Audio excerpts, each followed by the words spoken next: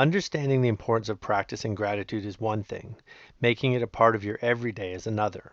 While preparing to write the routines chapter in my book, Strive for Happiness in Education, I felt like I needed to know more about how to make positive habits stick and become part of each day.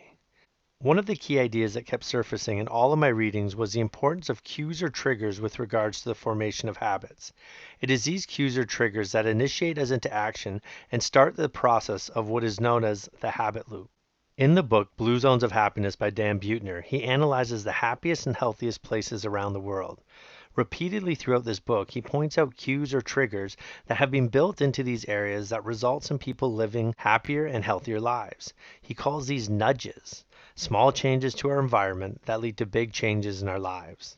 I love this idea and began to look for ways to build nudges into my life that would bring me more happiness. One strategy that worked for me was attaching a meaning to a physical object as a reminder or a nudge. For instance, one of my goals was to begin practicing more gratitude each day.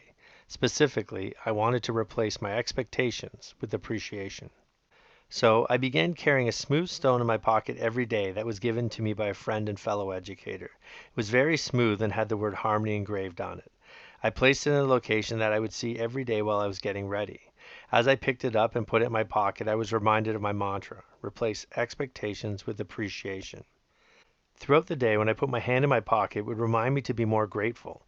Over time, I began to notice that when I was stressed or struggling, I would unconsciously reach into my pocket and play with it. It centered me and nudged me into being more grateful in the moment. To this day, I still carry this stone on the days that I feel like I need it.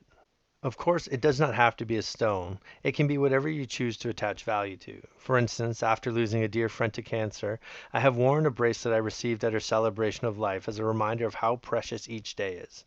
I use this to nudge me to make the best of each day and to remind me of her.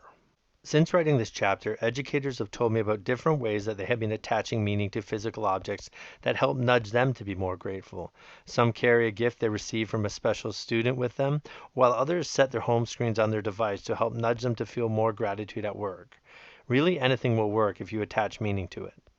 This is a great activity to do as a staff. For instance, painting gratitude stones is a fun and easy activity to do during a staff meeting. When done, we can place these stones on our desk to remind us about what we are grateful for in education. Again, this does not need to end there. You can easily do this activity in the classroom or think of something new. For instance, I read a Teach Better blog by Susan Daly about using pipe cleaners to create an object that makes you feel more grateful. Students could keep this in their desk or bring it home to help nudge them to practice gratitude. There are so many ways that we can build these nudges into our lives that can help us to see the positives and to develop a greater appreciation for what we have. Being happy starts with being grateful. Thank you for joining us, and remember to strive for happiness in education. You deserve it.